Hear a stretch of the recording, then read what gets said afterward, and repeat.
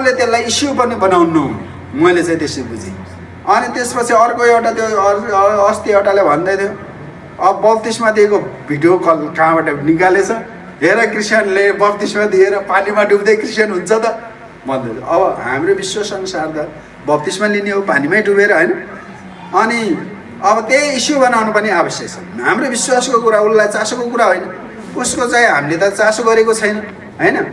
भने त्यो सानोतिनो कुराले झगडा द्वन्द्व मचिने कुरा, होइन?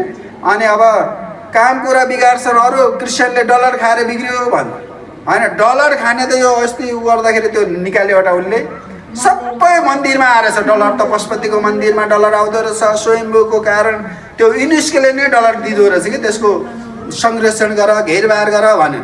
अब यहाँ मन्दिर बनाउनलाई के अरे चर्च बनाउनलाई 1 रुपियाँ दिँदैनन्, है? बरु मन्दिर बनाउनलाई करोडौँ रुपियाँ दिन्छ, डाँडामा गुम्बा बनाउनलाई दिने। अब त्यस्तो छ, तर पनि हामीले दिएन भनेर त हामीले झगडा गरेका छैन। हामीले चाहिँ दिन्छ कि भनेर चाहिँ भन्ने चाहिँ हो, तर उनीहरूले दिँदैन। मैले अस्ति एकचोटि हाम्रो यहाँ लोकल नेता हाम्रो चर्च बनाउनलाई अलिक बजेट छुट्याउनु पऱ्यो भने कहाँ सर विदेशबाट आउँछन् भने, अनि तपाईँको मन्दिर बनाउनु चाहिँ यतैबाट आउने, अनि चर्च बनाउनु कहाँको विदेशबाट आउँछ भन्दाखेरि उहाँ झसङ्ग हुनुभएको थियो। अब कुरा यस्तो हुन्छ र जे भए पनि अब त्यो कुरामा हामी झगडा गर्नु उचित हुँदैन, है? र मैले त्यति भनेपछि उहाँ चुप्प लाग्नु, म नि चुप्प लाग्यो, कुरा सिद्धि, होइन? त्यो कुराकानी र कुनै पनि के अरे झगडाले कसैको पनि उन्नति प्रगति हुँदैन, है? र अब म अन्तिमतिर आएको छु। एसाया 58को 4 पनि हेर्नेछौँ। एसायाको पुस्तक 58 अध्यायको एसाया 58को 4 पदमा यसरी लेखिएको छ कि एसाया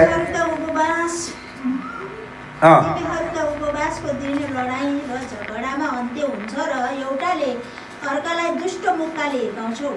तिमीहरू आजको जस्तो उपवास बसेर तिमीहरूको स्वर स्वर्गमा सुनिने आशा गर्न सक्दैनौ। अब यहाँ चाहिँ यो उपवास बस्ने मान्छे पनि झगडा गर्ने रहेछन्, है? उनीहरूको उपवास लडाएर झगडामा भयो भने त्यो उपवासको के अर्थ?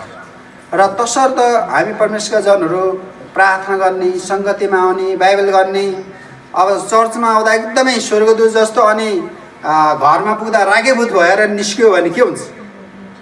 ओहो, चर्च गएर बिग्रिया हो कि क्या भन्ने शङ्का हुन्छ, होइन? एकजना दाइ त्यस्तै भन्दै थियो, होइन गुरुबा मेरो बुढी चर्चमा पनि झगडा गर्छ कि यहाँ घरमा मात्र हो, के परिवर्तन भएन भनेर भन्यो। हामी चाहिँ परमेश्वरका जनहरू परिवर्तन चर्चमा मात्र होइन, हाम्रो परिवार सबैतिर हामी देख्नु पऱ्यो कि बदलाउ देख्नु पऱ्यो। हिजोको दिनमा तपाईँ झगडा गर्ने थियो भने आज पनि झगडा